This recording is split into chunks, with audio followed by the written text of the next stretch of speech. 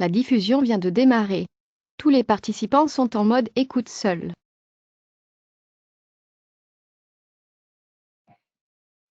Bonjour, merci à tous de vous être rendus disponibles pour prendre part à notre webinaire.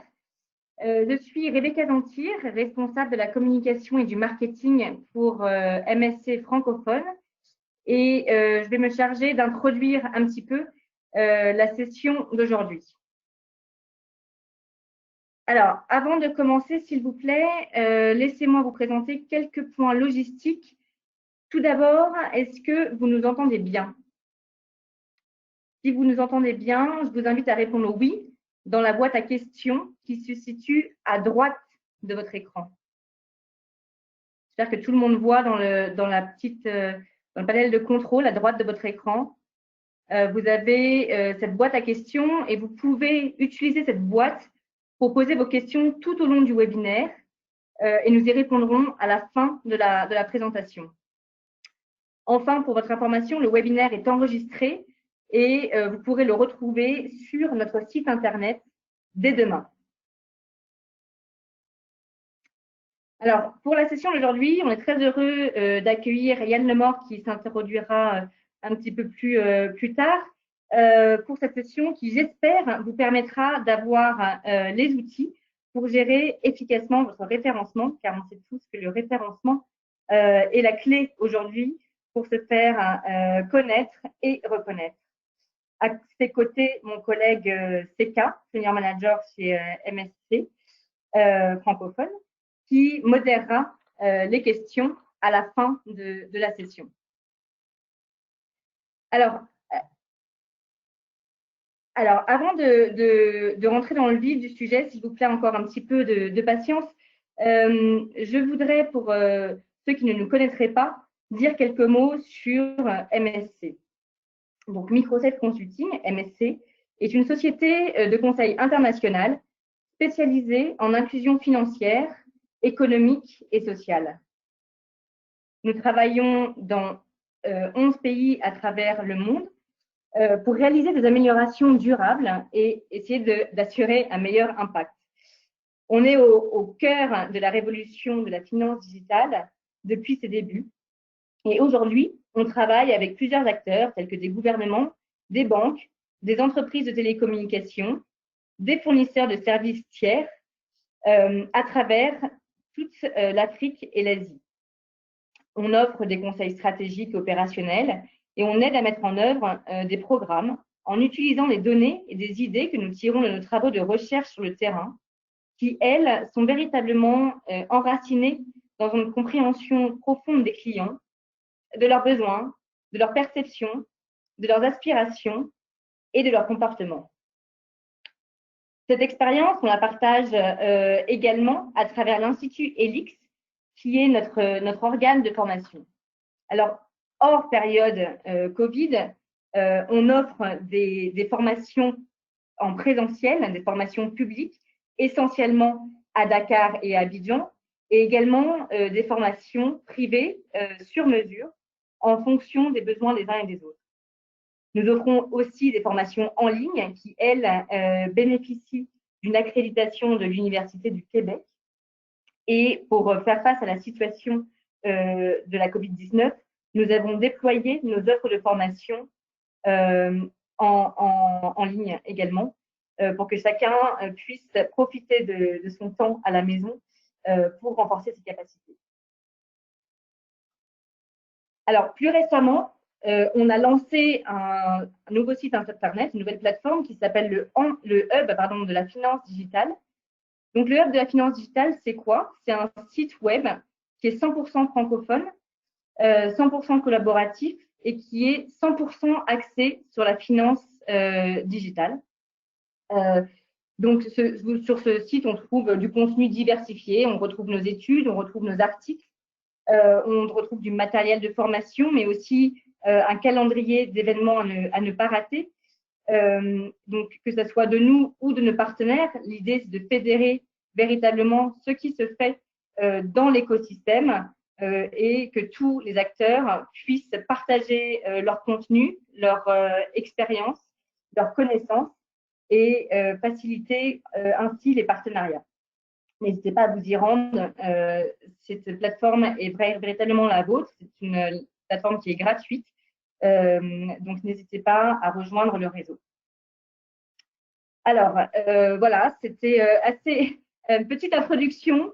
Je ne vais pas vous faire patienter plus longtemps. Je laisse la parole à Yann. Je vous laisse entre les mains de Yann pour cette session. Bonne session et n'hésitez pas, encore une fois, posez vos questions dans la boîte et CK modérera à la fin de la présentation.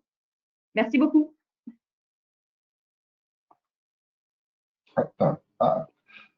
Allô, bonjour. Est-ce que vous m'entendez bien? Est-ce que vous m'entendez? Allô, allô? Oui, vous m'entendez bien. D'accord. Oui, super. Alors, je vais lancer mes slides. Hop. Hop. Voilà. Hop.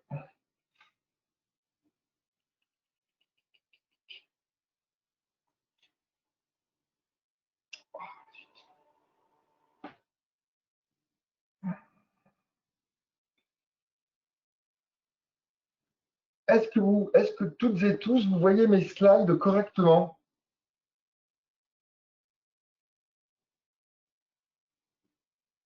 Oui? oui. Oui, super.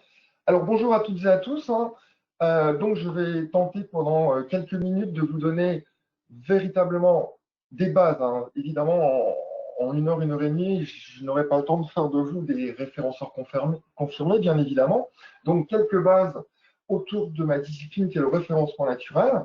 Donc, mon premier slide, tout simplement, vous êtes des entrepreneurs, vous êtes des e-commerçants, vous voulez lancer votre site sur le web pour générer du trafic et donc du business. Donc, vous êtes sur le slide duo, vous avez un plan, voilà, vous voulez vendre des cosmétiques, des maisons, que sais-je. Et le slide du bas montre bien souvent la réalité de l'entrepreneur web, c'est-à-dire que l'entrepreneur web se trouve face à de nombreux pièges. Et comme l'a très bien dit Kate tout à l'heure, le référencement naturel peut vous permettre, s'il est bien fait évidemment, de contrer un certain nombre de ces pièges.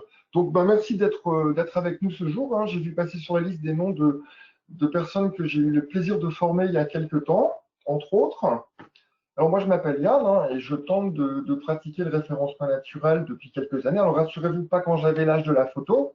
Là, j'étais quand même un peu petit et puis Internet n'existait pas. Donc j'ai un Twitter aussi où régulièrement, je mets des informations autour de ma discipline, des offres d'emploi, des offres de stage, etc., etc. Alors, je reviens sur ce que j'avais mis parfait il y a quelques jours dans l'accroche, la baseline pour que vous soyez là aujourd'hui. Très finement, il a parlé des 3 règles du marketing qui sont toujours valables aujourd'hui, à savoir attirer les internautes chez vous pour qu'ils viennent sur vos sites. Première chose, s'ils ne viennent pas sur vos sites, ça ne marchera pas. Convertir, le fait que les internautes achètent vos produits si vous vendez des produits ou des services. Et le fait, évidemment, de les faire revenir, de les fidéliser. Donc, ces 3 règles sont toujours immuables en ce qui concerne le web marketing. Je vous apprends sans doute rien à une bonne partie d'entre vous. Alors, moi, ma discipline commence et s'arrête à la première partie, c'est-à-dire que moi, mon métier, c'est de faire venir les gens sur vos sites web, tout simplement. La conversion n'est déjà plus mon métier et la fidélisation encore moins. Alors, je pars de quelque chose de très basique. J'étais tout simplement dans Wikipédia chercher la source de référencement naturel, appelé aussi référencement organique ou SEO en anglais, on emploie les 3. Donc, qu'est-ce que c'est? C'est des techniques diverses que nous allons voir ensuite pour permettre à vos pages web, vos sites web ou vos applications, si vous avez des applications, d'être visibles dans les moteurs de recherche, si possible, dans la première page de résultats. Lorsque je tape le nom d'un produit, le nom d'un service que vous proposez, eh bien, le but est d'être le mieux positionné possible dans les moteurs de recherche, à commencer évidemment par la première page. Car aujourd'hui, vous le savez très bien, de nombreux internautes de tout âge ne vont jamais au-delà de la première page de résultats. Donc, si vous n'êtes pas dans la première page de résultats, eh bien, les gens ne vous verront pas. Premier gros souci. Alors, à quoi ça sert le SEO plus largement, hein? Alors, vous pouvez voir la capture d'écran que j'ai mise de Google, dont nous allons évidemment bien beaucoup reparler. Eh bien, c'est la première version de Google de 1998. Donc, voici à quoi ressemblait Google il y a 22 ans. Ben, ça n'a pas beaucoup changé en termes d'ergonomie, hein. Bon, les logos sont un peu mieux faits aujourd'hui, ils ont des bons graphistes, hein, forcément, mais la logique est toujours la même pour Google. On tape des mots-clés et Google nous donne des résultats. Alors, à quoi ça sert le référencement naturel, hein? Ben, ça sert à faire venir les gens chez vous pour que les gens achètent vos produits, hein, développer vos revenus, hein, se créer des revenus en ligne ou les augmenter, tout simplement, hein, première chose, mais pas seulement, hein. Parfait, son équipe, hein, ils viennent de se présenter, ils sont sur une dimension internationale, certes africaine, mais pas seulement. Ben, c'est pareil, hein. Si vous avez une entreprise qui a des établissements dans plusieurs pays, eh bien, ça permet, le référencement naturel permet de mettre en avant ces entreprises, ces sociétés, ces filiales, pays par pays, avoir une vraie présence internationale sur le web. Aujourd'hui, les gros sites corporate.com, j'ai apple.com, etc., eh bien, le site corporate.com qui mélange plein de langues et plein de contenus différents, eh bien, ça ne marche plus aux yeux de Google. Il faut au maximum géolocaliser ces sites et donc ces contenus. Nous y reviendrons après. Alors, améliorer son image de marque, hein, que l'on puisse vous trouver dans Google, pour un prospect, pour un potentiel client, c'est un signe totalement positif, hein. Je tape le nom de votre société dans Google ou de vos produits, je vous trouve facilement.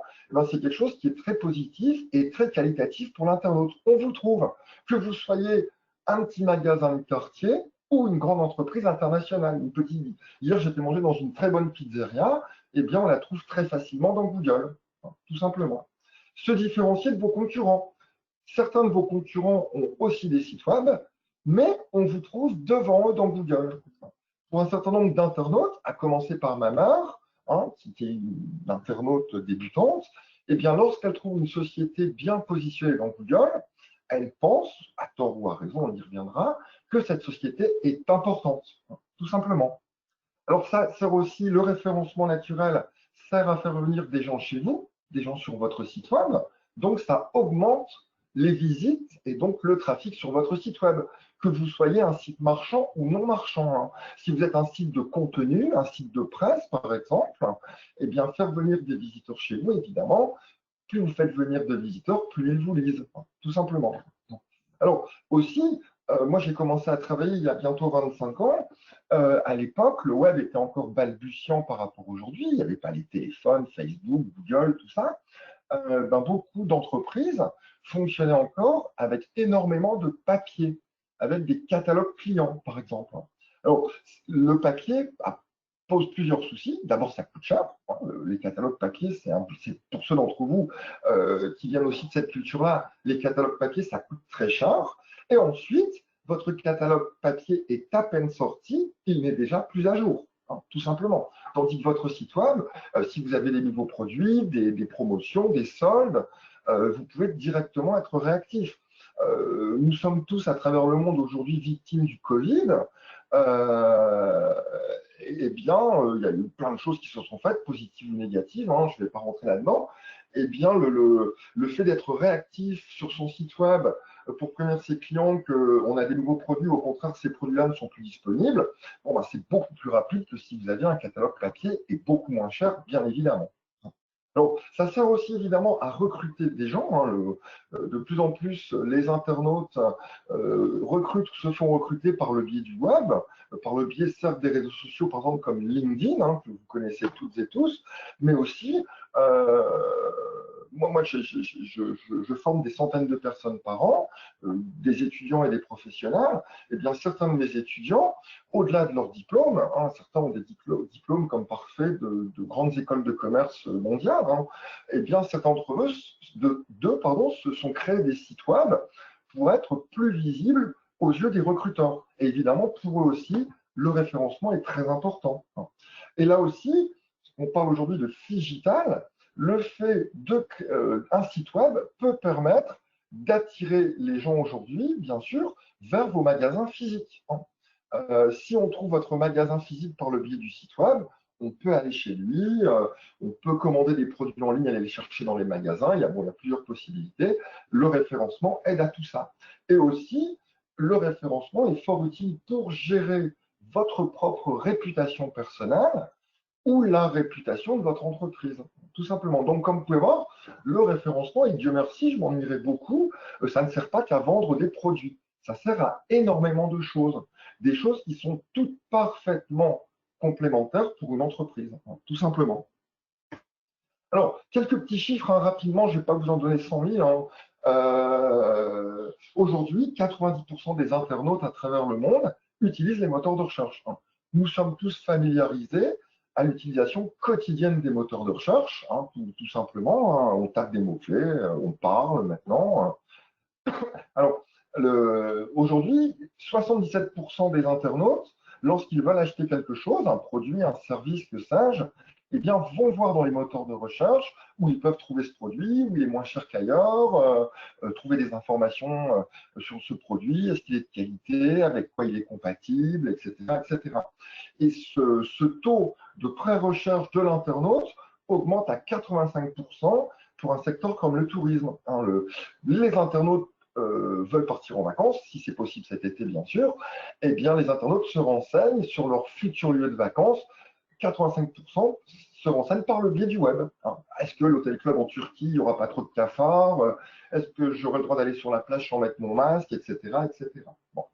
Alors, l'année dernière, en France, en France, 2/3 des Français, l'année dernière, ont acheté en ligne pour Noël. Alors, pour diverses raisons, il y a eu des mouvements sociaux en France, les gilets jaunes, etc. Mais pas seulement. C'est un mouvement de fond. De plus en plus, les internautes vont voir en ligne à quoi ressemblent leurs produits et les achètent en ligne. Et aujourd'hui, on considère en moyenne que 1/3 du trafic des visiteurs qui arrivent sur un site e-commerce viennent par le biais du référencement naturel. Un visiteur sur 3. Et je vous rappelle que ce visiteur, ça n'est pas de la publicité. Ce visiteur arrive chez vous, vous n'avez pas donné d'argent à Google et ses copains, Facebook, etc. C'est gratuit pour vous. Le visiteur vient chez vous une fois ou 100 fois, c'est totalement gratuit. Vous ne donnez pas de l'argent à un intermédiaire comme peut l'être un moteur de recherche ou un réseau social pour qu'il soit chez vous. Et aujourd'hui, d'autant plus que les réseaux sociaux ont de plus en plus tendance à garder leurs visiteurs pour eux, à ne pas les renvoyer sur les sites web. Donc aujourd'hui, le référencement naturel attire 3 fois plus de visiteurs sur vos sites que les réseaux sociaux. Et je pense que ce chiffre risque encore d'augmenter. Alors, dernier petit chiffre intéressant, qui est amusant et qui est vrai. Une personne sur 3 qui tape pizza sur son téléphone en achète une. Taux de transformation, 33%. Donc, alors vous allez me dire, attention, pizza, c'est particulier. C'est un besoin immédiat. J'ai faim, je veux une pizza là maintenant. Et c'est un besoin local. Et bien pourtant, sur un besoin local, un visiteur sur 3 qui a ce besoin local l'assouvit, si possible, chez vous. Donc, tout ça, toujours pour vous indiquer que le référencement naturel est encore totalement prégnant dans votre politique de visibilité web, quoi qu'on en dise. Parce que ça fait 20 ans que j'entends que dans 6 mois, on n'aura plus besoin des référenceurs. Il n'y a jamais eu autant de référenceurs dans le monde. Et le métier, il n'y a pas de chômage en référencement. Ça recrute tout le temps. On manque de main-d'œuvre, véritablement. J'ai le plaisir, par exemple, d'avoir au moins une bonne dizaine d'étudiants par an qui viennent d'Afrique.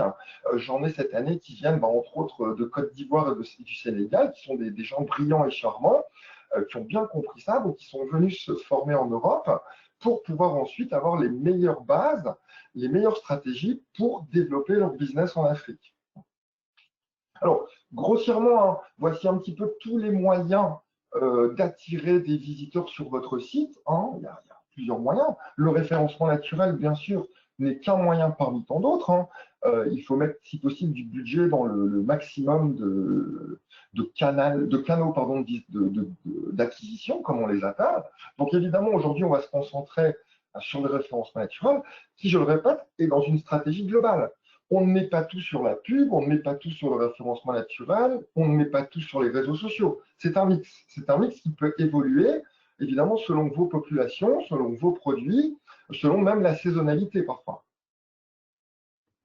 Alors, le souci qu'a l'Afrique, hein, c'est qu'en Afrique, alors les données sont très récentes, elles sont du mois de juin, je ne les ai pas eues pour le Soudan du Sud, mais sinon j'ai tous les autres pays, comme vous pouvez voir, sans aucune surprise, Google est largement numéro 1 en Afrique.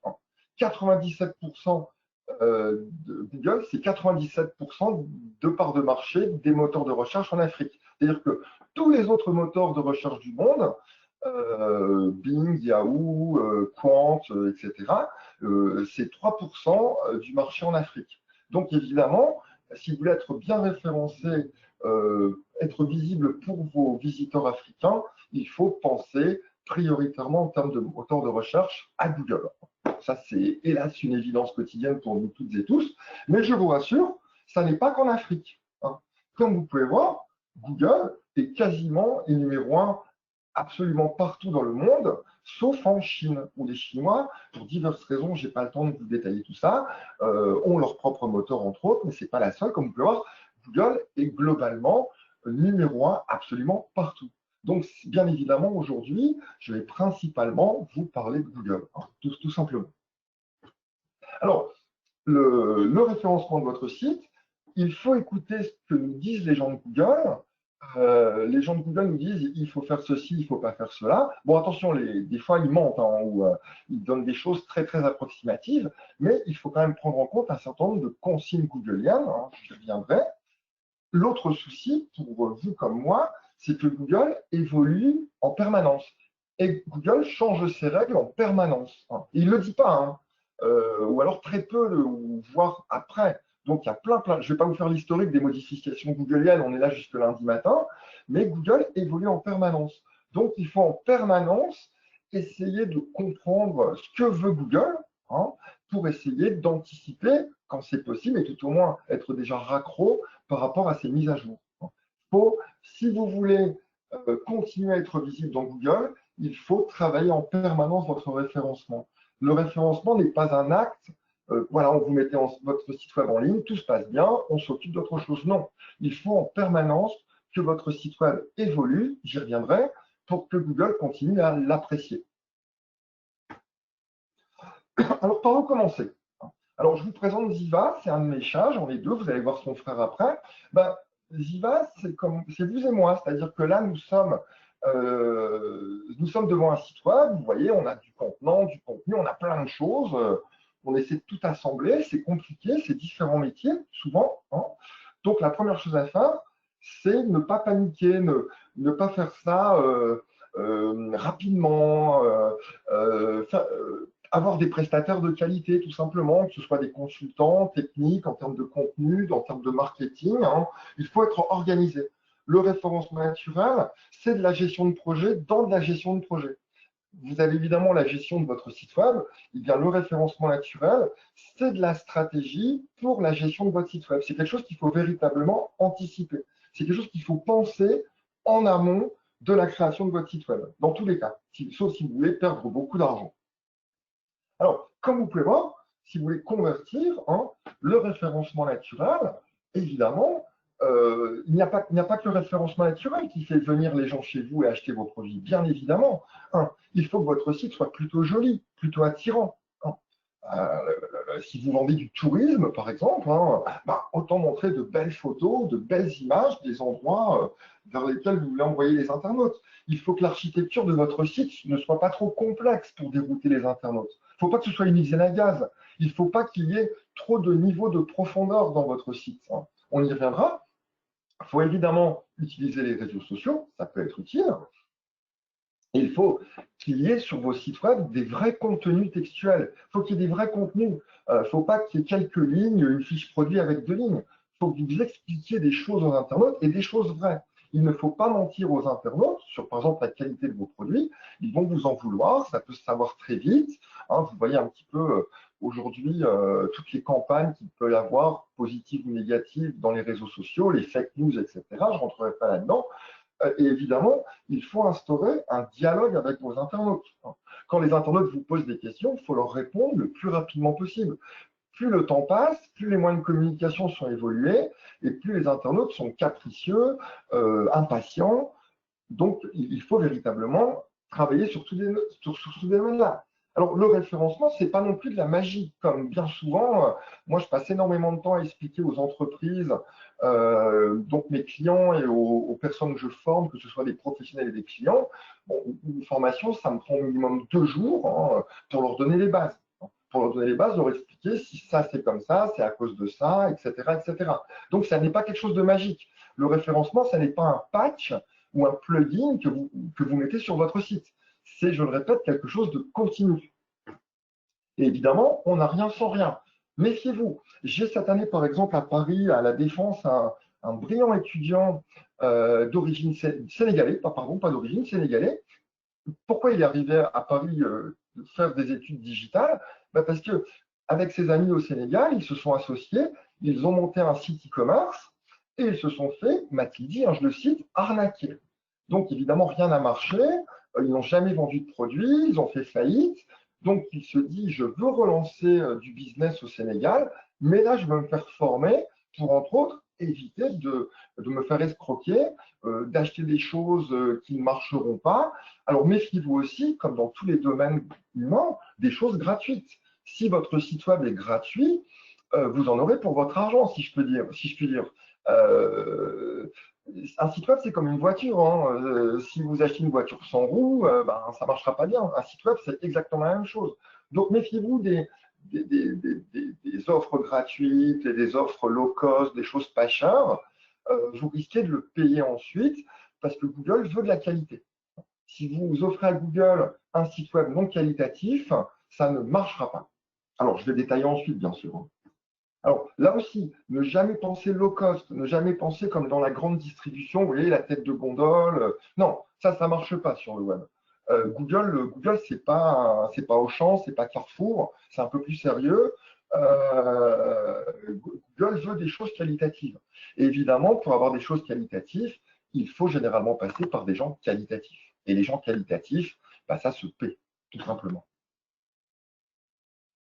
Alors, là aussi, faire un site web, c'est un travail global, c'est un travail commun. Un site web, e-commerce ou pas, c'est différents talents. Il y a des gens qui savent créer le site web techniquement, c'est leur métier. Il y a des gens, des marketeurs, des communicants, des rédacteurs que sais-je, qui connaissent les produits, donc qui savent écrire sur les produits. Une personne est rarement aussi compétent en technique qu'en marketing, par exemple. J'en connais, il y en a quelques-unes quand même, mais nous avons chacun nos cœurs de métier, chacun nos forces, chacun nos faiblesses. Moi, par exemple, j'ai absolument aucun talent en graphisme.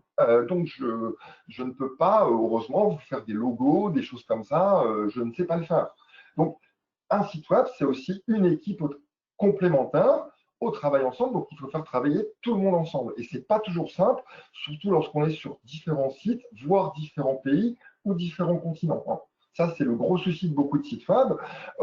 J'ai travaillé pour une grosse compagnie aérienne récemment. Les gens qui écrivaient sur le site web étaient à Paris en France, tandis que les gens qui géraient la technique étaient à Singapour. Eh bien, ces gens-là ne se parlaient jamais. Donc, forcément, ça ne marchait pas, tout simplement. Alors, il faut travailler vraiment ensemble. Alors, vous voyez, là, nous sommes le lundi matin en réunion, il y a tous les gens, les marketing, la technique, etc., la DG, que sais-je. Et le lundi après-midi, vous voyez, comme mes deux chats, Léo et Ziva, chacun retourne dans son bureau et chacun fait son petit truc dans son coin en oubliant qu'on est sur un projet commun. Donc, slide d'à côté, vous voyez, vous êtes la lionne, vous êtes l'entreprise, vous êtes le e-commerçant. Votre site web, c'est le lionceau. Eh bien, le référenceur, c'est l'éléphant. Le référenceur, alors rassurez-vous, on est plus petit. Le référenceur, c'est celui véritablement qui peut vous aider à articuler la technique et le contenu de votre site web. Le référenceur peut être un couteau suisse. J'y reviendrai autour de cela. Il est censé un petit peu, lui, savoir toucher à tout. Alors, je le répète, mais nous ne sommes pas des magiciens. Un référenceur, il y a des escrocs dans le référencement, comme dans tous les autres métiers du monde. Un référenceur ne peut pas vous garantir la première place dans Google. C'est une escroquerie. Au mieux, un référenceur a une garantie de moyens, mais pas une garantie de résultat.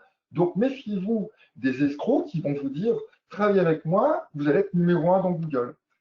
Ils ne décident pas d'être numéro 1 dans Google, c'est Google qui décide. Et vous remarquerez, Google, c'est une petite PME d'une dizaine de personnes, hein, encore aujourd'hui en 2020.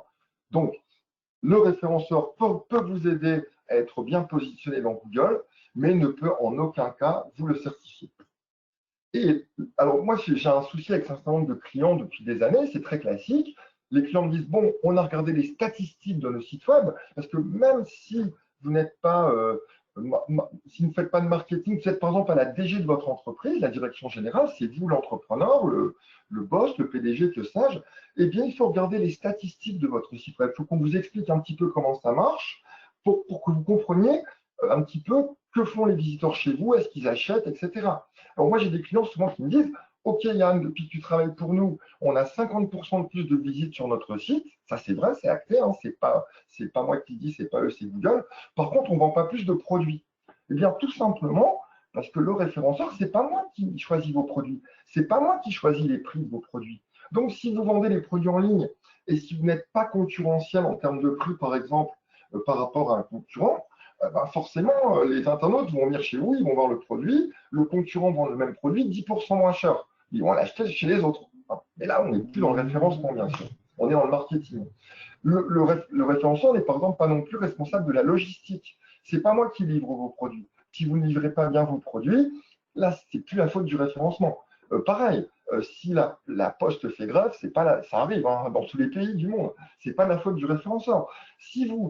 Pourquoi j'ai mis la météo? Parce que j'ai un de mes bons amis que Parfait connaît, qu'il a eu comme intervenant il y a quelques années, qui est un e-commerçant français de très grande qualité. Il a beaucoup de sites e-commerce, et entre autres, il y a quelques années, il a voulu lancer un site de vente de barbecue en ligne. Bon, pourquoi pas? Eh bien, ça n'a pas marché du tout. Pourquoi? Parce que cet été-là, eh bien, en France, le temps était absolument exécrable. Il a plu tout le temps, donc les gens n'ont pas acheté de barbecue. Ce n'est pas la faute du référencement. Là, actuellement, avec le Covid, dans tous les pays du monde, il y a plein de produits qu'on n'achète plus, forcément. Les restaurants viennent à peine de réouvrir en France, etc.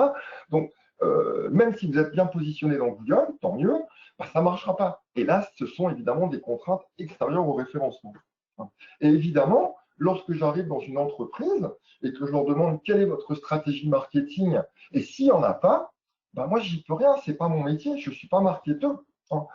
Si moi je suis là pour appuyer vos stratégies ou éventuellement vous dire si vos stratégies sont bonnes pour Google et si les internautes potentiellement s'intéressent à votre stratégie ou vont taper les mots-clés autour de votre baseline. Mais ça n'est pas le référenceur qui vous crée votre stratégie. Par contre, logiquement, quand on travaille en bonne intelligence avec le marketing, bon, on réussit à définir une vraie stratégie globale. Et si vous avez fait des choix techniques qui ne sont pas bons pour Google, comme on appelle Google Friendly, si vos choix techniques ne sont pas Google Friendly, ou si tout simplement votre site web est hébergé sur un serveur qui n'est pas qualitatif, un serveur qui plante tout le temps ou qui est très lent, ça ne marchera pas. Et là, ça n'est pas la faute tant du référenceur que de Google. Alors, hier, il y avait une conférence que je n'ai hélas pas pu suivre sur la FinTech en Afrique. J'ai appris énormément de choses. Par exemple, il y a tout actuellement beaucoup de développement et tant mieux de tout ce qui est paiement sécurisé. Ça, c'est très bien.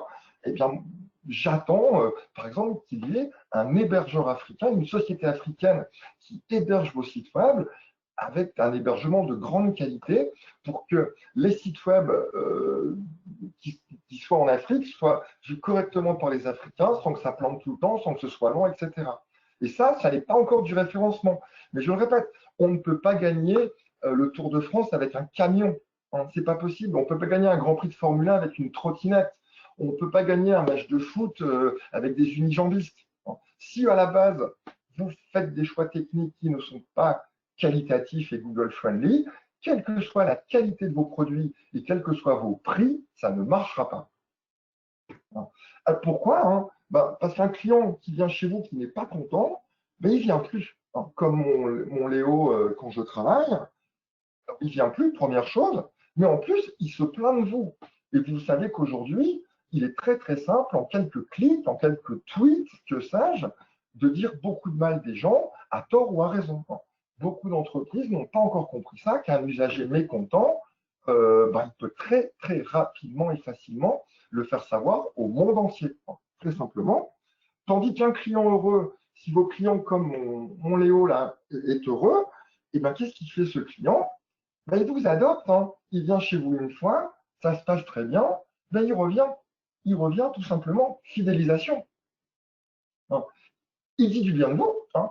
Un client qui est content de vos produits ou de vos services, ça peut être un extraordinaire bouche à oreille, tant évidemment dit par le biais du digital, mais ne serait-ce que par le biais des humains. Hein. Les humains se parlent encore hors ordinateur en disant « Ah tiens, j'ai acheté ça ou j'étais mangé là, c'était bien ». Donc, il dit du bien de vous, voire il vous protège. Hein. Si on dit du mal de vos produits parce que lui les a achetés, ça lui plaît, eh bien, il peut vous défendre, ne serait-ce que dans les réseaux sociaux.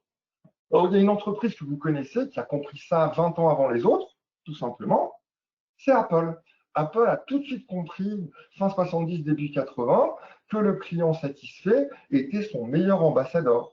On voit, bon, je ne vais pas vous faire l'histoire d'Apple, hein, mais ce monsieur-là que vous voyez, c'est le défunt PDG et créateur d'Apple, Steve Jobs.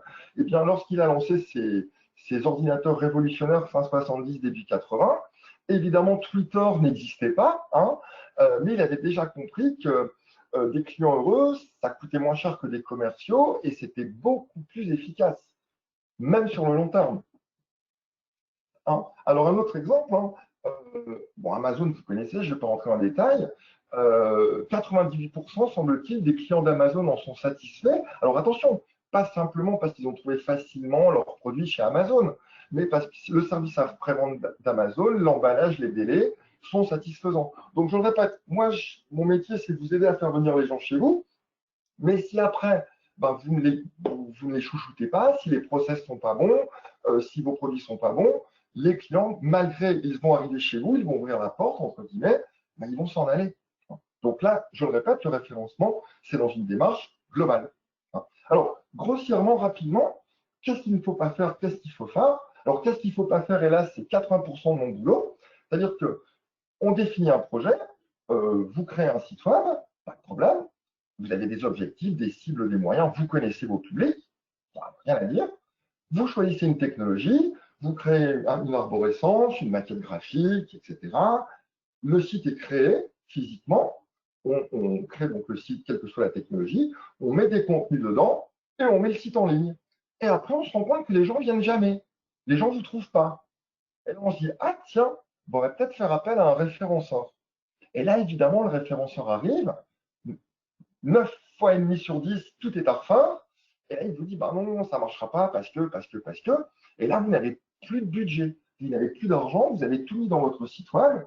Et bien donc, on utilise grossièrement des rustines, des petits trucs, etc. On essaie de faire de petites choses, mais ça ne marchera pas. Et là, évidemment, c'est beaucoup pour vous de temps et d'argent perdu. Donc, évitons ce schéma, hélas encore trop classique. Allons vers un schéma un peu plus optimal, que moi j'appelle chirurgien.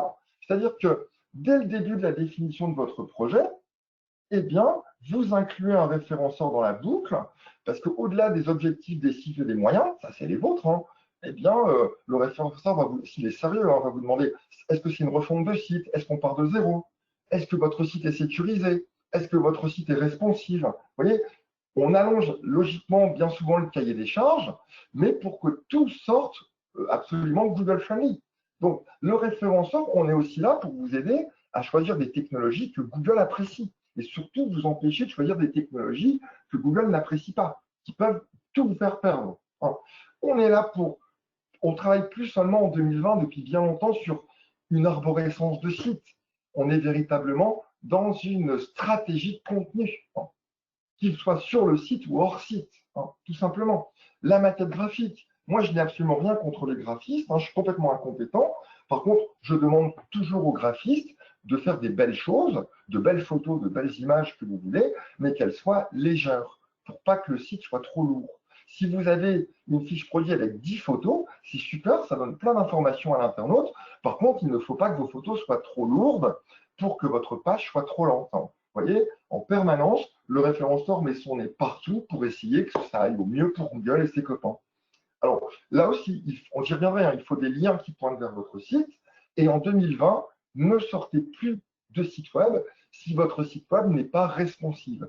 Si votre site web s'affiche mal sur un téléphone mobile, en 2020, ça ne sert plus à rien. Vous perdez de l'argent. Les gens ne viendront pas chez vous. Donc, il faut que votre site, à son lancement, soit déjà parfaitement visible, certes sur un écran d'ordinateur, mais aussi sur une tablette et sur un téléphone. Et lorsque le site est créé, il faut faire appel au référenceur, que ce dernier vérifie en permanence que tout fonctionne bien, que tout soit léger, car comme ça, quand vous allez mettre votre site web en ligne, tout sera prêt pour que Google puisse venir chez vous, vous apprécier, vous indexer et potentiellement vous positionner. Donc, le petit schéma que j'ai mis en dessous, c'est un cas réel, je n'ai pas le droit de dire qui, c'est une refonte de site web d'un grand compte mondial. Là, nous sommes avant la refonte. La petite baisse de trafic est au moment de la mise en ligne du nouveau site. Et ensuite, le trafic, comme vous pouvez voir, a augmenté d'une façon plutôt intéressante, car le site était bien fait techniquement pour Google et le contenu était de qualité. Alors, le référencement, qu'est-ce que c'est? Eh bien, nous travaillons sur 3 axes. Sur la technique du site, sur le contenu du site, les textes, etc. Et sur aussi la popularité du site, c'est-à-dire les liens qui pointent vers votre site. Donc, si vous avez un site où il y a du super contenu et que vous avez plein d'amis, plein de liens qui pointent vers vous, mais que votre site est mal fait techniquement, ça ne marchera pas. Si vous avez un site très bien fait techniquement et plein d'amis, mais pas de contenu, ça ne marchera pas, etc., etc. Donc, si vous voulez, si vous ne travaillez pas à la fois sur la technique, le contenu et les liens, ça ne marchera pas. S'il y a un axe que vous délaissez au profit des autres, il manquera toujours quelque chose à Google. De la technique, des liens ou du contenu. Donc ça se travaille, je le répète, en permanence. Là, cette petite photo, vous êtes la dame au milieu. Vous avez des techniciens qui vous font des sites web avec des technologies parfois très modernes, très récentes, très mode.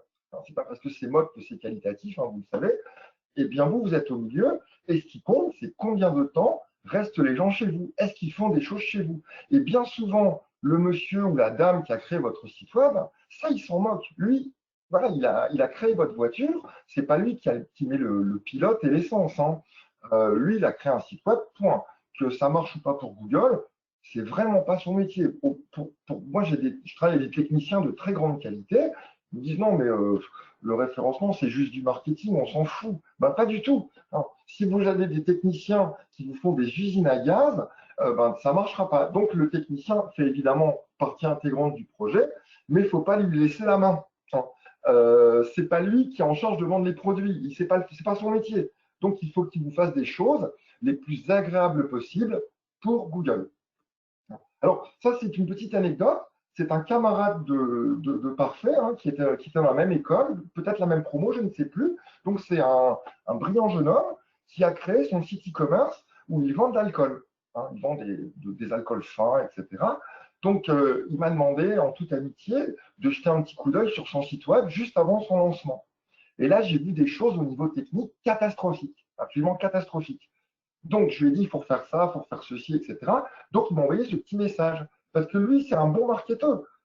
C'est quelqu'un qui connaît bien le digital au niveau e-commerce, contenu, lien. Vous voyez, il le met, il a compris tout ça. Par contre, il a fait confiance aveuglement à son technicien et son technicien lui a rendu un travail qui n'est pas qualitatif pour Google. Alors, pour que ça marche, pour que vous soyez bien vu par Google au niveau technique, qu'est-ce qu'il vous faut? Je l'ai dit tout à l'heure, il faut que votre site web soit hébergé sur un serveur qualitatif, sur un serveur qui sera rapide, qui va afficher votre site web rapidement.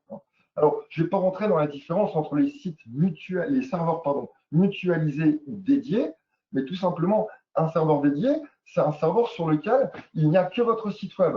Tandis qu'un serveur mutualisé, c'est un parking. Il y a des dizaines de sites web, pas que le vôtre. Donc évidemment, si vous avez un espace privilégié où il n'y a que vous, ça marchera mieux que si vous êtes des dizaines. Évidemment, ça coûte plus cher. Un serveur dédié, ça coûte plus cher, mais déjà, c'est généralement plus sécurisé. Et comme il n'y a que vous, il n'y aura pas de soucis divers et multiples avec les voisins. Bon. votre site doit évidemment parfaitement s'afficher sur un téléphone, une tablette, un ordinateur. Donc, il faut que votre site soit nativement, en 2020, responsive. Google ne veut plus que des sites responsives. Bon. Votre site doit être sécurisé. Votre site doit être en HTTPS, comme on dit. Alors, attention, là aussi, quand vous achetez un certificat de sécurité, testez-le pour voir s'il est vraiment sécurisé. Parce que des fois, on a des sites qui s'affichent en HTTPS et on se rend compte finalement qu'ils ne sont pas sécurisés. Donc, ça peut poser de gros soucis déjà de sécurité. On peut bien vous pirater.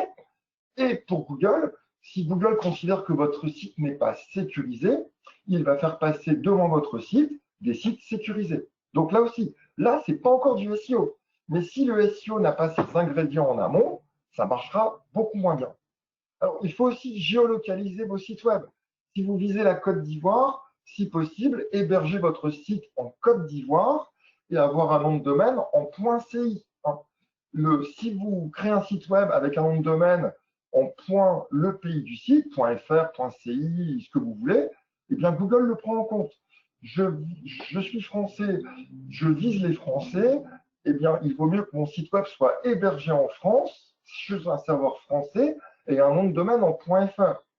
Ça, c'est un signal important pour Google, la géolocalisation. Alors là aussi, il faut mettre des images sur vos sites, aucun problème, de belles images, de belles photos, mais il ne faut pas qu'elles soient trop lourdes.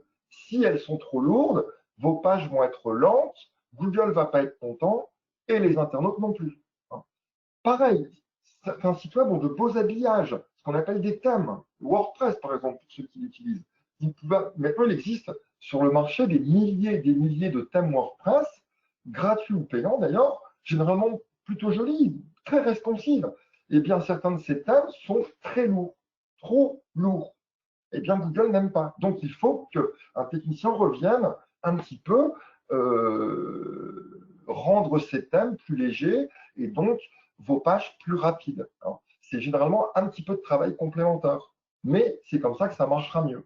Et attention, il existe sur le marché un certain nombre de solutions dites toutes faites pour créer des sites web. Alors là, j'ai pris deux exemples. Wix, pour faire des sites web très facilement et très rapidement, c'est vrai.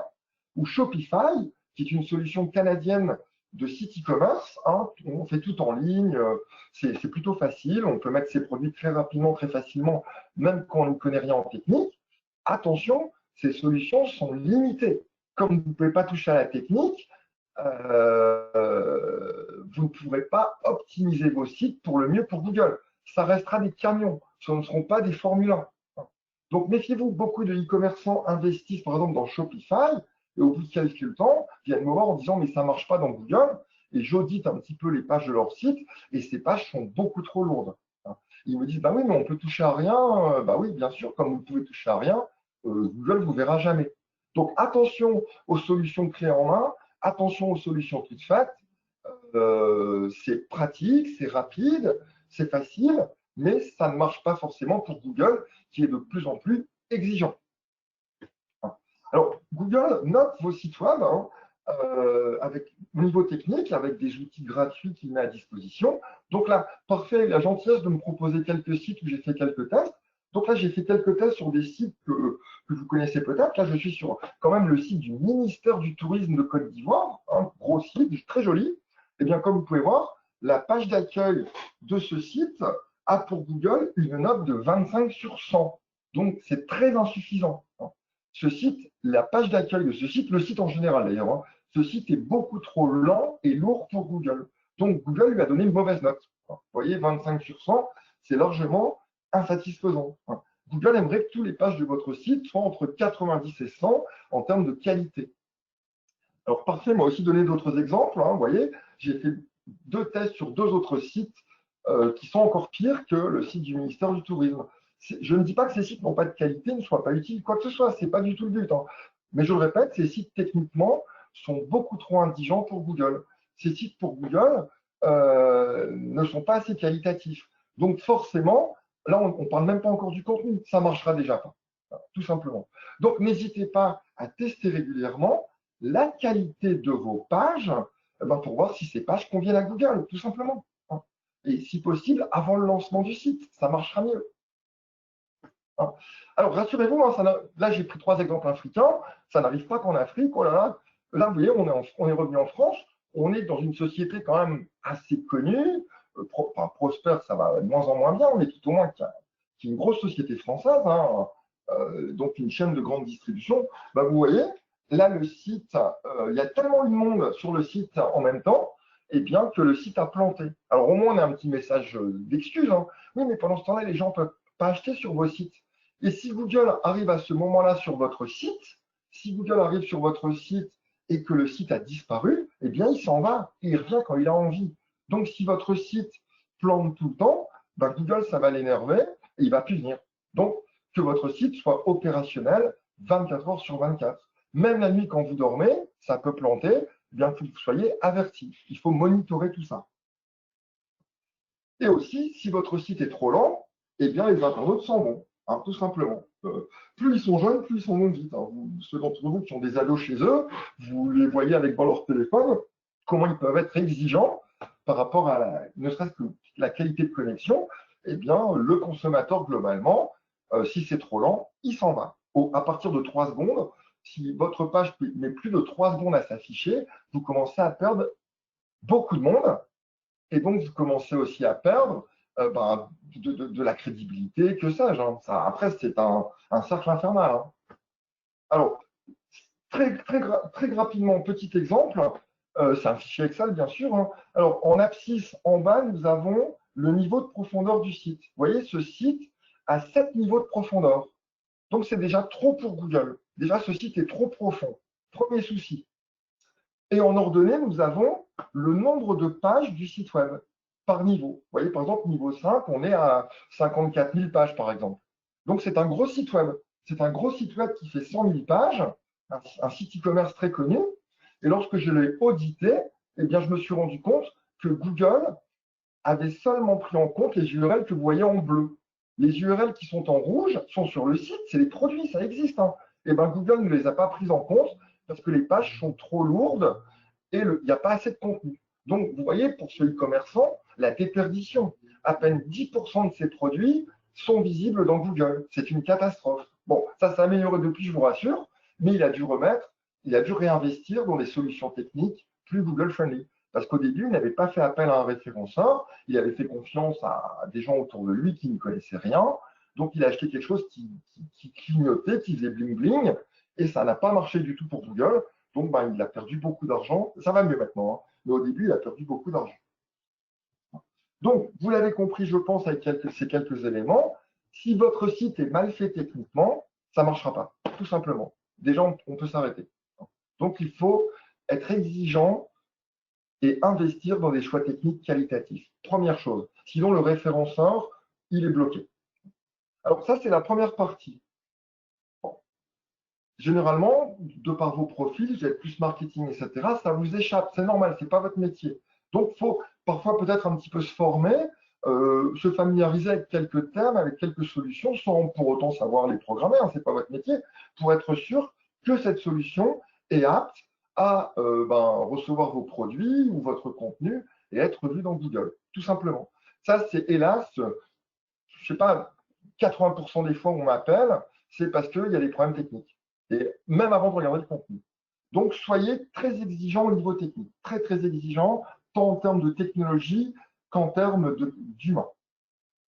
Alors ensuite, tout ça pour vous dire que, vous voyez, votre site web, le Clint Eastwood qui est à gauche, ça c'est votre site web comme vous le voyez.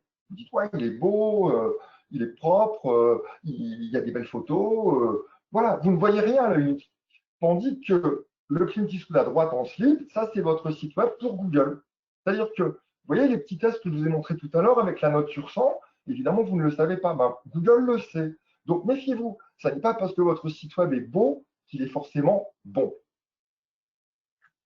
Alors bien souvent, vous l'avez compris, avant de pouvoir faire des choses intéressantes pour mes clients, avant de parler vraiment stratégie, contenu, etc., et bien souvent, je repasse sur le travail des autres en disant ça c'est mal fait, ça Google n'aime pas, un petit peu comme on fait un contrôle technique automobile. Vous voyez là, le chien avec ses clés à molette, c'est moi, hein. Le monsieur, c'est l'entreprise. Donc moi j'arrive, là c'est mal fait, il faudrait le refaire, attention, ça Google n'en veut plus. Ça prend généralement beaucoup de temps. Donc, imaginez si vous faites ça avant de lancer votre site, le temps et l'argent que vous gagnez.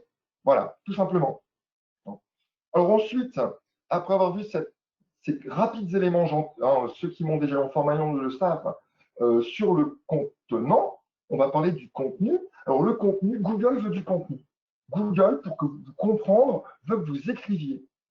Donc, alors le contenu pour Google est roi, c'est le slogan, et le contenu est aussi héroïste. C'est parce que vous avez du bon contenu que vous allez faire de la transformation sur votre site.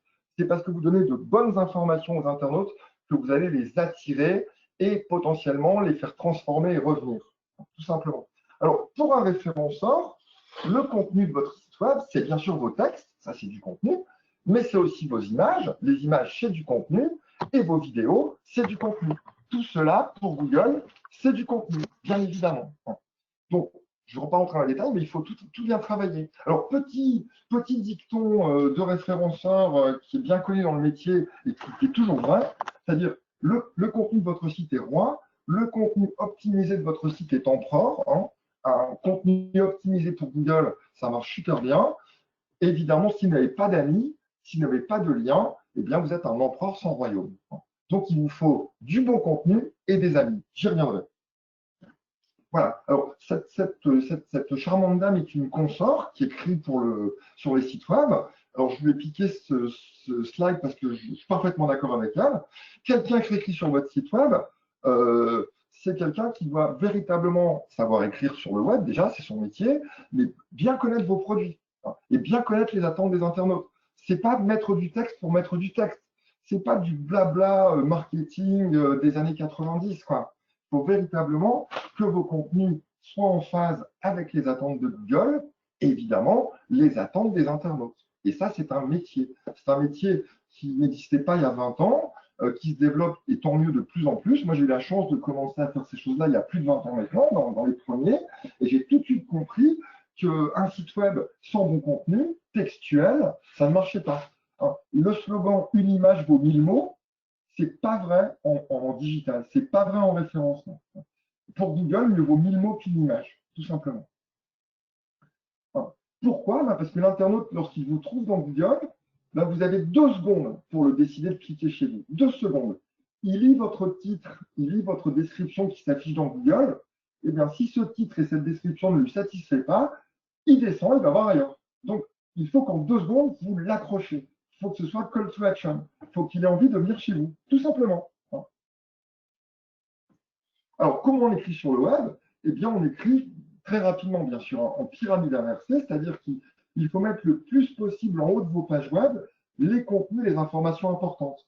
Et plus on descend sur votre page web, vous pouvez aller vers des choses de plus en plus générales. Mais surtout, si vous commencez vos pages web par 10-15 lignes d'introduction généraliste, blabla, Google ne sera pas content, il va dire qu'est-ce qu'il me raconte, et l'internaute, il va pas scroller, il ne va pas descendre sur votre page, il va dire ouais non, c'est du blabla, ouais, il n'y a rien d'intéressant, je m'en vais. Donc, écrire sur le web, ça n'est pas comme écrire sur du papier. C'est une autre culture, c'est d'autres automatismes. Bon, j'ai hélas pas le temps de développer. Prenez en compte. Les gens qui écrivent sur votre site web doivent connaître les techniques de rédaction web. Alors, si vous avez déjà des gens autour de vous, des rédacteurs qui connaissent bien vos produits, ça c'est important, c'est même très important, eh bien faites-leur suivre quelques petites formations pour apprendre à écrire sur le web. L'alliance de la connaissance du web et la connaissance des produits, là ça va marcher, tout simplement. Voilà. Et comme vous pouvez voir, c'est une petite étude très intéressante qui a été faite sur 5 ans. Et bien, comme vous pouvez voir, de plus en plus pour plaire à Google, il faut créer des pages avec beaucoup de contenu. Aujourd'hui, les tests prouvent que si vous avez moins de 500 mots sur votre page web, ça marche beaucoup moins bien que si vous en avez plus de 600, 1000, etc. Moi, j'ai des clients maintenant qui font des fiches produits qui font 2000 mots. Alors, ça marche très bien. Ça marche. Alors après, forcément, le rédacteur qui est capable de vous faire une fiche produit de 300 mots et 2000 mots, c'est peut-être pas le même.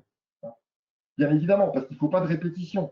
Et il y a aussi ce que je vois aussi, hélas, encore trop souvent, vous avez une fiche produit sur votre site, vous mettez exactement la même fiche produit sur Amazon. Eh bien, Amazon sera toujours devant vous, parce qu'Amazon est plus fort que vous. Donc, si vous écrivez une fiche produit sur votre site et sur Amazon, vous avez parfaitement le droit de vendre vos produits pardon, par Amazon, eh bien, n'écrivez pas strictement le même contenu. Sinon, vous allez rentrer ce qu'on appelle en contenu dupliqué, qu'observe Google, et il fera passer Amazon, qui est Goliath, devant vous, David. Voilà. Alors, attention aussi, hein, cet exemple est réel, hein, je l'ai récupéré sur un site web africain il y a quelques temps. Vous voyez, ces gens ont fondé un parti politique. Vous avez vu le nom du parti politique. Bon, on ne les trouvera jamais dans Google. Alors, attention, lorsque vous utilisez des acronymes, pour vous, cet acronyme veut dire quelque chose parce que c'est votre métier, c'est vos produits, etc. Pour Google, cet acronyme ne veut pas forcément dire la même chose. Hein. Exemple, élastique. Et attention aussi, si vous utilisez des traducteurs automatiques, si vous prenez des traducteurs low cost, vous n'aurez pas du contenu de qualité. Si vous travaillez sur plusieurs langues, il faut absolument que les gens qui traduisent vos contenus dans d'autres langues connaissent vos produits et connaissent Google. Sinon, on peut arriver à des choses véritablement très désagréables, voire catastrophiques parfois. Ça coûte très cher. Vous avez traduit. Là, je travaille sur un site actuellement qui est en français, en anglais et en russe. Bon, moi, je ne sais pas lire le russe, mais semble-t-il, la traduction est catastrophique. On perd le sens du contenu et en plus, Google s'en moque. Alors, si vous ne respectez pas ces règles-là, hein, par exemple, si vous passez par de la mauvaise traduction, eh bien, Google vous ignore, hein, une fois de plus. Et quand Google vous ignore, ben, vous ne générez pas de trafic, donc pas de chiffre d'affaires, tout simplement. Alors, Google vous ignore, voire malgré vous, si vous faites des bêtises, Google peut vous pénaliser. Donc, votre site web, on ne le trouvera plus dans Google parce que Google n'en veut plus. Google l'a exclu. Alors, des fois, ce n'est pas de votre faute. Hein. Des fois, c'est de l'incompétence, mais des fois, c'est aussi de la triche. Parce qu'il y a des référenceurs qui trichent pour essayer d'être plus forts que Google. Alors, il y en a certains qui sont très, très bons, j'en fais pas partie, ce qu'on appelle les chapeaux noirs, les black hats. Quelques-uns réussissent, mais la majorité, évidemment, ne réussit pas. Donc, méfiez-vous aussi des apprentis sorciers qui viennent voir en disant « Vous allez être premier dans Google », qui font des petites bébus sur votre site, et quand Google voit que vous trichez, là, vous êtes pénalisé. Donc, vous perdez énormément d'argent, parce que plus personne vient chez vous de Google, et Google ne veut plus de vous en plus. Il ne veut plus que votre site existe dans son index. Donc, c'est une catastrophe. Hein. Et je vous avais dû aussi entendre, depuis quelques temps, Google ne se vend plus comme un moteur de recherche, mais comme un moteur de réponse. Et vous et moi, nous posons de plus en plus de questions à Google, que ce soit à l'écrit ou à l'oral, donc il faut être apte sur son site web à apporter des réponses aux questions des internautes. Les internautes posent des questions à Google et si vous leur donnez si vous avez du contenu qui apporte les bonnes réponses aux internautes, ben Google vous mettra en avant. Bon, je ne vais pas rentrer là-dedans, là, je n'ai pas le temps, la position 0, etc. Donc là aussi, il faut créer sur vos sites, si vous êtes e-commerçant, du contenu autour de vos produits et aussi du contenu autour des questions que peuvent se poser les internautes autour de vos produits. Il ne suffit plus aujourd'hui de mettre uniquement les caractéristiques techniques de vos produits, il faut aussi expliquer à l'internaute à quoi ça sert d'utiliser votre produit, comment on l'utilise. Enfin, l'internaute va poser des questions à Google, hein, que ce soit, je le répète, à l'oral ou à l'écrit. Donc, il faut générer du contenu apte à répondre à cette question. Donc là, une fois de plus, il faut faire appel à des gens qui savent écrire sur le web, hein, tout simplement. Alors, qu'est-ce que ça fait? Eh bien, les meilleurs dossiers auxquels j'ai pu participer ces dernières années, c'est parce que j'avais avec moi d'excellents rédacteurs. Donc, il faut faire travailler ensemble vos rédacteurs et vos référenceurs. Hein. Il faut véritablement, c'est pas chacun dans son coin, on est vraiment main dans la main. Donc, il faut faire travailler les référenceurs et les rédacteurs. Hein, vous voyez? Alors, je le répète, j'ai la chance des fois de travailler avec des rédacteurs, surtout des rédactrices de très très grande qualité. Plus on s'entend bien, on ne se marche pas sur les pieds, on est parfaitement complémentaires. Alors, certains rédacteurs sont à vous faire du SEO, ou certains référenceurs de la rédaction. Il y en a qui savent faire les deux. Ce n'est pas toujours le cas. Hein. Mais bon, certains savent faire les deux. Moi je viens du contenu. Hein. J'ai commencé ma carrière professionnelle en écrivant des contenus il y a très longtemps. Donc ça va, je sais à peu près écrire des textes. Hein. Ce n'est pas le cas de tous les référenceurs. Certains référenceurs sont très bons techniquement. Par contre, bon, l'écriture, ça ne les intéresse pas. Il y a des rédacteurs qui comprennent le SEO, qui savent en faire. Par contre, il y a des rédacteurs qui s'en moquent. Donc, Des fois, vous avez la perle rare, hein, le mouton à 5 pattes, mais ce n'est pas toujours le cas. Donc, faites travailler ces gens ensemble. Alors, voilà, pour le contenu, je pourrais durer des heures, bien sûr, hein, mais le temps nous est précieux. Donc, rapidement, il vous faut un site de qualité, du contenu de qualité. Et là aussi, comme vous pouvez voir, votre site web, eh bien, il faut qu'il y ait des amis. Donc, il faut qu'il y ait des liens qui pointent vers votre site web. Et Google vérifie en permanence quels sont les sites qui pointent vers le vôtre, voir par exemple si vous trichez, si c'est des liens artificiels ou des liens payants. Par contre, Google aime bien lorsque les liens qui pointent vers votre site viennent du plus possible de sites différents, de la presse, des partenaires, des réseaux sociaux, des blogs.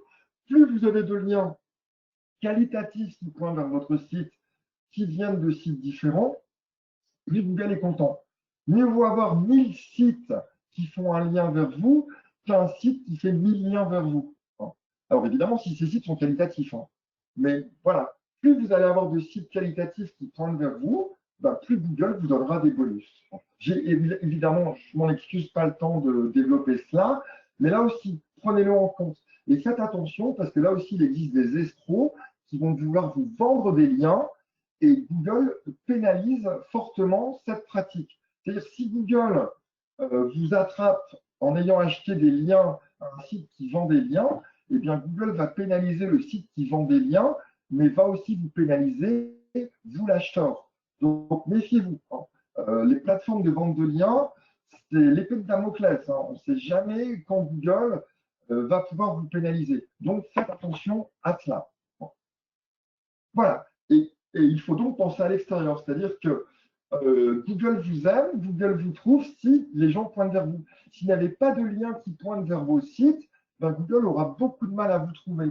Ou si vous avez des pages sur votre site qui ne sont liées à aucune autre page, ce qu'on appelle des pages orphelines ou des pages zombies, eh bien, s'il n'y a pas de lien qui pointe vers votre site et si les pages internes de votre site ne sont pas liées, ça va être très très compliqué pour Google de vous trouver et donc, vous l'avez compris, hein, de vous apprécier. Donc là aussi, vous voyez, 3 tableaux, technique, contenu, popularité. Et il faut travailler sur les 3 en permanence si on veut réussir. Alors, pour résumer, je vous ai mis un très petit schéma qui est toujours valable en 2020 avec un certain nombre de points de contrôle à faire sur vos sites web. Bon, je n'ai pas le temps de détailler. Rassurez-vous, il y en a beaucoup plus. Mais là, grossièrement, voilà les grandes familles un petit peu de points de contrôle que l'on peut faire, hein. Moi, 9 fois sur 10, j'arrive chez les clients pour auditer l'existant. Ils montrent leur site web, ils disent voilà, qu'est-ce que tu en penses? Entre guillemets, pas réellement, hein. Qu'est-ce que Google en pense? Donc, je leur fais des listes en disant ça, c'est bien, ça, c'est pas bien. Et après, ben, généralement, ils retravaillent leur site web. Donc, pour résumer, ben, voilà, c'est comme un contrôle technique automobile, il faut tout checker, ou un avion avant de décoller, ben, le pilote vérifie ben, si les freins fonctionnent, si les réacteurs fonctionnent, si les hôtesses vérifient s'il y a à boire dans les frigos. Ben, c'est pareil pour un site web, il faut toujours vérifier ça en permanence. Voilà, voilà. Et donc, ne pas faire comme mon Léo, ne pas vous reposer sur vos lauriers, hein. Ce n'est pas parce que votre site web fonctionne bien que ça va durer. La concurrence est là. Google évolue. Donc, il faut être vigilant. Vous voyez, ça, c'est mes 2 petits chatons quand je les ai eus. Maintenant, ils ont 10 ans de plus. Ils sont toujours vivants. Ils sont en pleine forme parce qu'on les a nourris correctement. On leur a donné du poisson, des bonnes croquettes, etc. Ce que vous voulez. Les sites web, c'est exactement la même chose. Si vous ne nourrissez pas vos sites web ou si vous les nourrissez mal, eh bien, ça ne marchera pas. Tout simplement. Il faut toujours être vigilant, pas seulement quand vous lancez votre site. Et ne jamais oublier, bien évidemment, que le référencement, comme le e-commerce, ce n'est pas un sprint. Ça, vous faites des réseaux sociaux, c'est des sprintés. Le référencement, c'est un marathon. C'est un travail de longue haleine, tout simplement. Et je vous souhaite, hein, vivement, vous voyez, on a le référencement naturel, le site web et la publicité. Eh bien, plus vous allez attirer de trafic par le référencement naturel, moins ça vous coûtera cher et potentiellement, vous allez moins dépenser d'argent dans la publicité qui, elle, peut coûter très cher. La publicité dans Google, ça coûte très cher. Même si actuellement Google Shopping est gratuit ou va être gratuit, bon, les AdWords, ça coûte très cher. La publicité dans les réseaux sociaux, c'est des gros budgets. Tandis que le SEO, je le répète, si c'est fait proprement, après, le clic est gratuit émanant du moteur. Voilà. Et le succès, évidemment, hein, c'est un marathon, ça ne se voit pas tout de suite. C'est pas parce que vous créez un site web qui sera bien référencé 2 jours plus tard. Ça, c'est une légende. Il faut parfois, surtout au lancement, si vous êtes tout neuf, attendre quelques mois, bien travailler durant ces quelques mois, bien sûr, mais attendre quelques mois pour que les choses se mettent correctement en place. C'est de la patience. Il faut mettre du charbon dans la machine. C'est de la patience et en même temps, il faut continuer à travailler sur le site, même si au début, évidemment, il n'y aura rien. Voilà, très simplement. Donc, merci de votre attention. J'espère avoir été audible et compréhensible. Donc, je le répète, le référencement, ce n'est pas de la magie, c'est pas une science exacte, hein. Ça évolue tout le temps. Hein. C'est long, c'est ingrat, ça ne prend pas 5 minutes, c'est parfois des mois de travail. Et faites attention à tout le terme à la mode étant expert. Hein. J'ai trouvé 20 000 experts SEO sur LinkedIn, je dois en connaître 20 peut-être. Voilà, tout le monde est expert aujourd'hui de tout, hein, bien sûr. Attention, ça évolue tout le temps, donc ce que les gens vous ont dit il y a 5 ans n'est bien souvent plus valable aujourd'hui. Donc, veillez, faites-vous former régulièrement, suivez des masterclass, suivez un petit peu l'actualité, revoyez des références régulièrement pour qu'ils vous mettent une piqûre de rappel pour être véritablement toujours apte à être Google friendly. Voilà. Et plus que jamais, expérimentez, auditez, faites-vous votre propre opinion. Ça évolue tout le temps, mais ne croyez pas qu'il suffit de plaquer une stratégie clé en main pour que ça marche. Vous avez vos propres produits, votre propre culture, vos propres publics. Faut faire avec, bien évidemment, et tant mieux. Voilà. Écoutez, merci de votre attention. Je pense que je vais rendre la parole à nos charmants organisateurs, hein, si tant est qu'il y ait des questions. Merci à tous.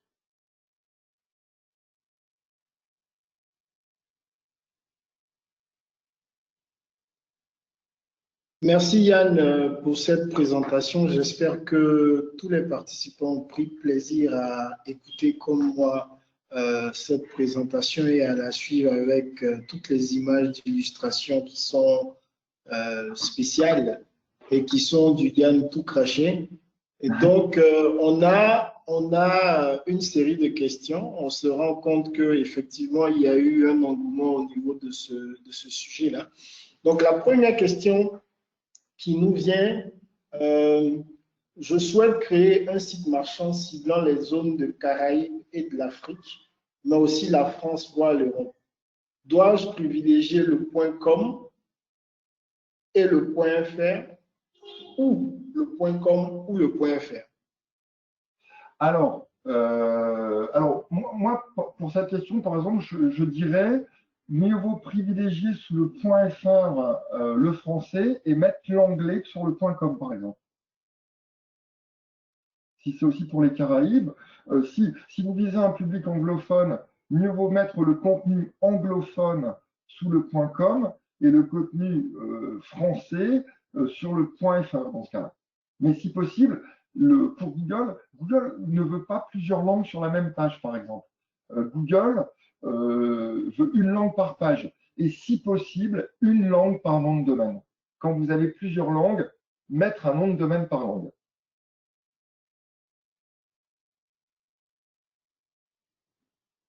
Merci. Deuxième question. Si notre site Internet est déjà disponible et qui n'est pas vraiment conforme aux préférences Google, peut-on rattraper les choses ou devons-nous tout reprendre à zéro pour un meilleur résultat? Alors, on peut reprendre les choses, je dirais, ça dépend de votre technologie. Si vous avez choisi une certaine technologie, c'est WordPress par exemple, ou PrestaShop, il y a certaines technologies, on peut vous redemander à un développeur d'un petit peu retravailler votre site en termes de code source et vous n'êtes pas obligé de tout reprendre à zéro. Hein, vous restaurez votre maison, vous restaurez les murs de votre maison, vous retapez le toit, vous reprenez des choses ça c'est possible. Ouais. Ça, on n'est pas toujours obligé, heureusement, de tout recommencer à zéro. Par contre, en amont, je pense qu'il faut que quelqu'un audite le site pour vous dire qu'est-ce qu'il faut prioriser. Il faut commencer par quoi? Ça, mais sans problème. On peut retravailler sur un site déjà existant, heureusement.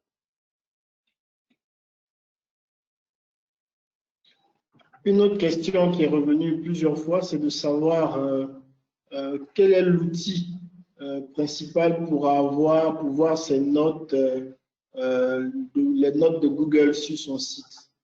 Alors, c'est un outil gratuit que vous trouverez, donc c'est un outil de Google hein, qui est gratuit, qui s'appelle Google Page Speed. Page Speed. Vous tapez Google Page Speed dans Google, vous tombez sur l'outil, vous mettez une URL de site dedans et il vous donne la note de l'URL en vous disant tout ce qu'il faut faire pour que ça aille mieux.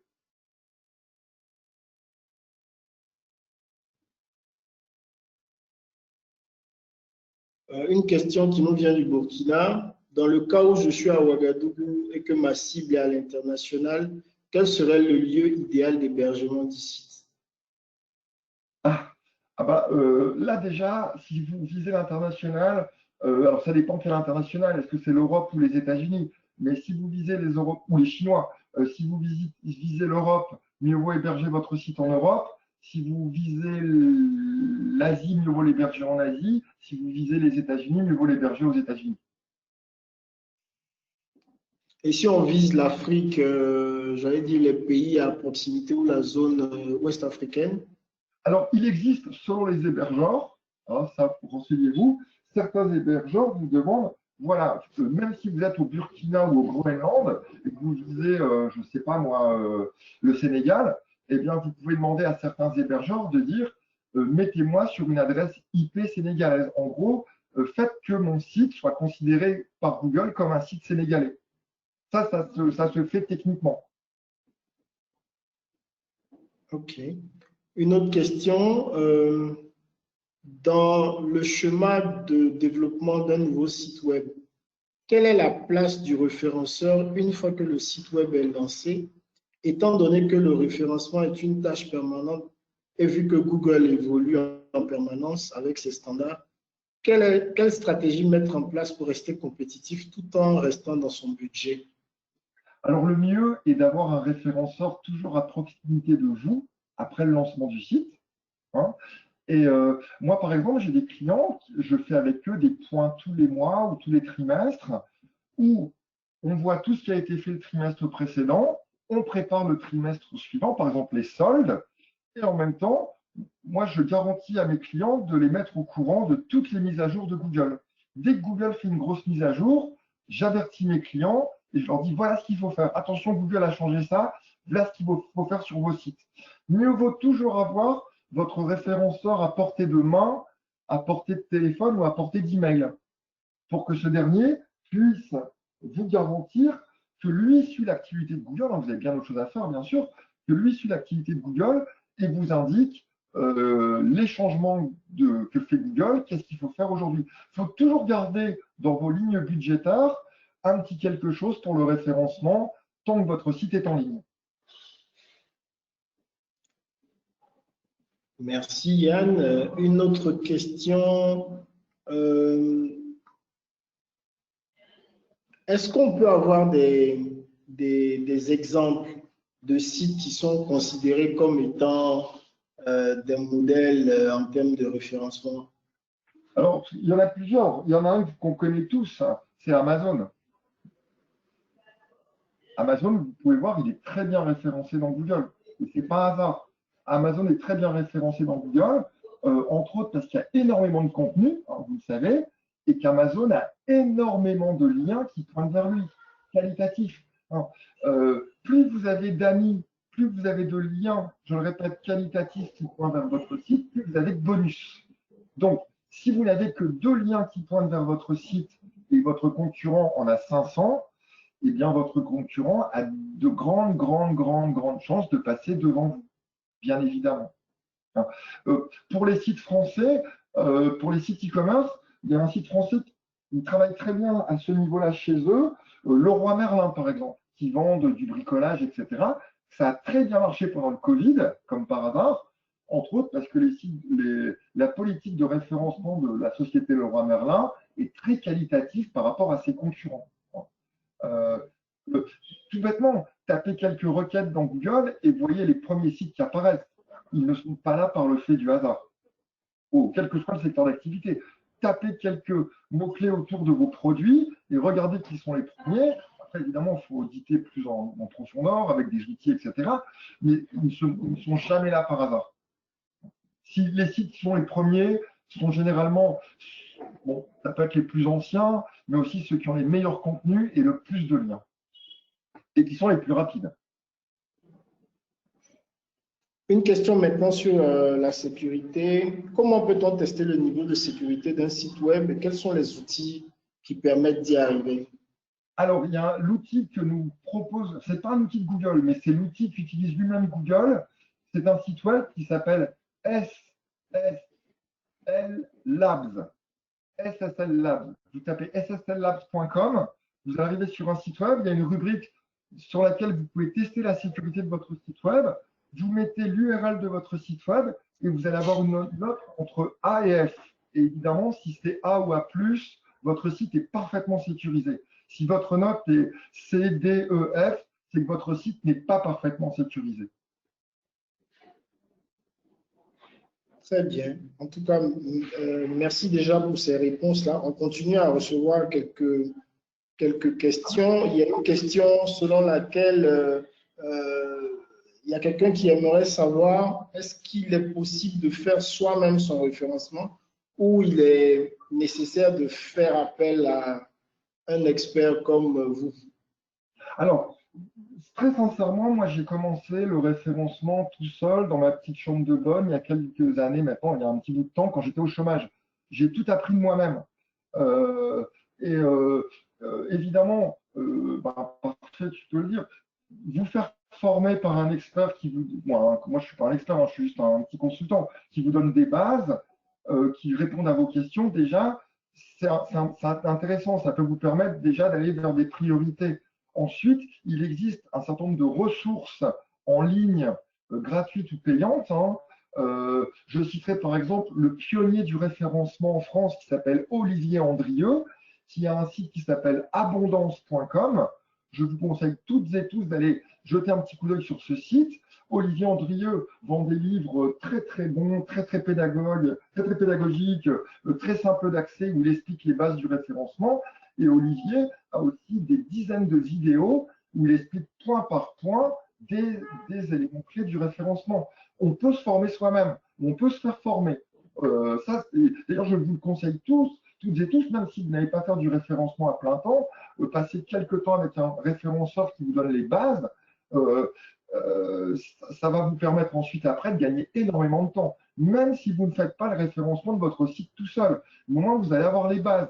Vous allez savoir que ce soit parfait ou quelques anciens étudiants qui ont fait l'amitié d'être venus à cette conf peuvent le dire. Moi, à mes étudiants, je leur donne un site web, je leur dis, voyez, auditez-moi le site web, comme moi je le fais tous les jours. Moi, je leur donne un site web opérationnel, je leur dis, voilà, auditez-moi le site web, on corrige ensemble, et ce qui leur permet d'avoir des bases, et ensuite ne plus regarder un site web de la même façon.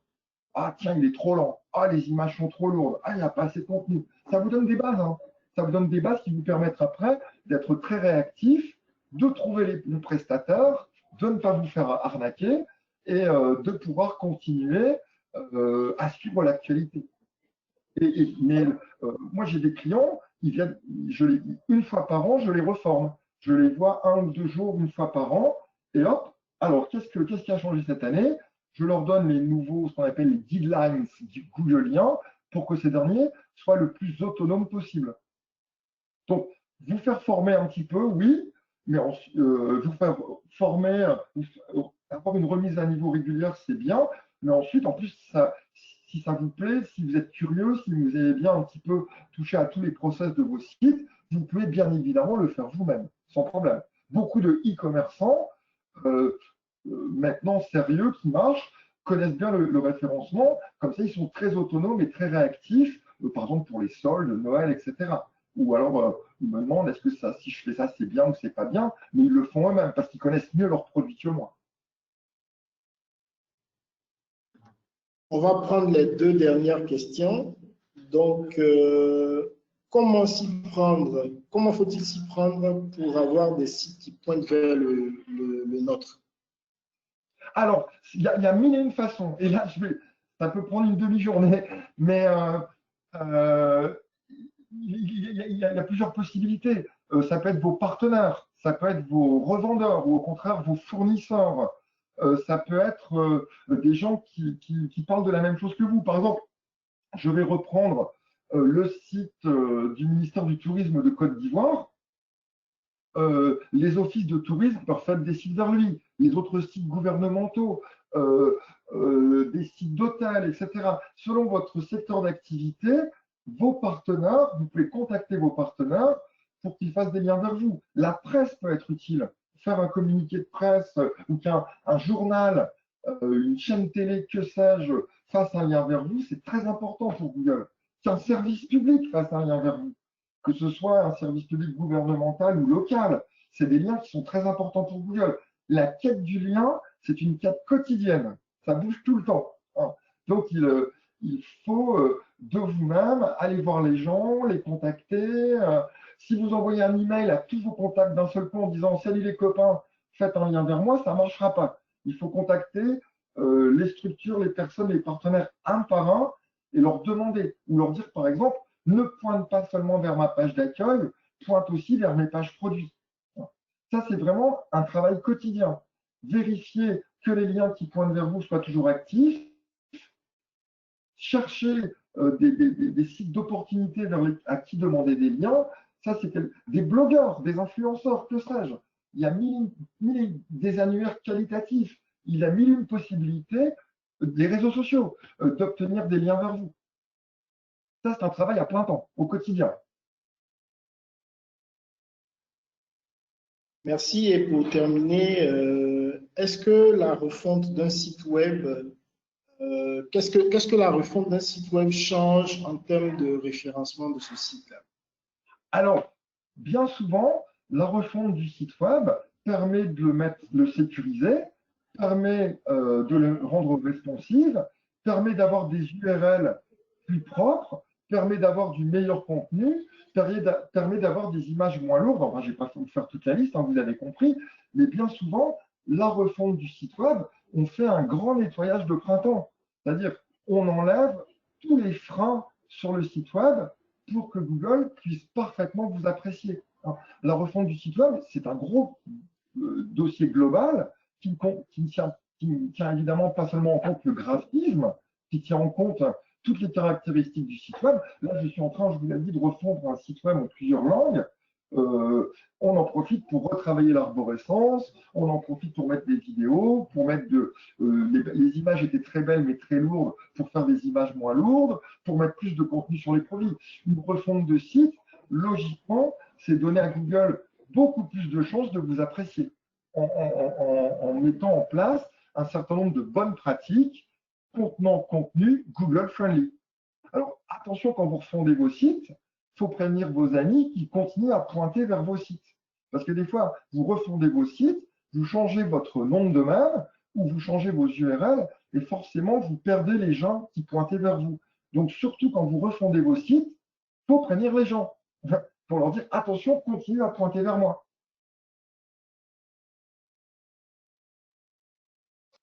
OK, merci beaucoup. Yann, je ne sais pas si tu as un dernier mot, un conseil à donner avant qu'on ne clôture cette session.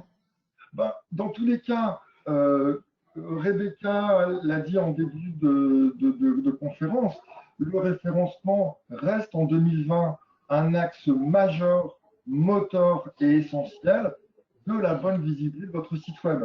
Le référencement, ça fait 25 ans que ça existe, c'est quelque chose qui est arrivé à maturité, ça reste un axe indispensable d'acquisition de trafic sur votre site web. Ne négligez pas votre référencement. Google vous le rendra. Et si Google vous le rend, les internautes vous verront.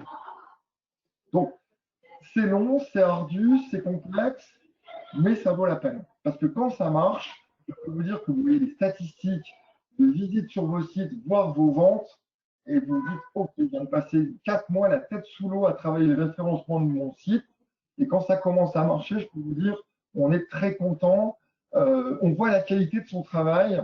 La qualité de son travail est restituée par les attitudes des internautes. Et ça, c'est magique. Donc, ne vous découragez pas. Chaque jour, remettre l'ouvrage sur le métier c'est un travail à long terme, mais quand ça marche, c'est aussi une drogue dure, hein. Quand le référencement fonctionne, on ne peut plus s'en passer. Parce qu'on se rend compte à côté que la publicité, ça coûte très cher, et ça ne marche pas forcément d'ailleurs, hein, ce serait si simple. Donc, soignez votre référencement, ça vous fera mieux dormir la nuit, ça vous enlèvera des épines des pieds, et ça vous permettra d'avoir des projets digitaux, e-commerce ou pas, pérennes et visibles. Donc, continuez à investir temps, énergie et hommes sur le référencement en 2020. Merci beaucoup, Yann. De rien. Je voulais remercier tous les participants. Il y a certaines questions auxquelles on n'a pas pu répondre à cause du temps qui nous était imparti, mais ne vous inquiétez pas, nous allons répondre à toutes ces questions-là et également vous aurez la vidéo ou l'enregistrement de ce webinaire qui sera partagé à partir de demain sur notre site web. Merci à tous et restons connectés et référencés. Je vous remercie. À bientôt, Yann. Au revoir.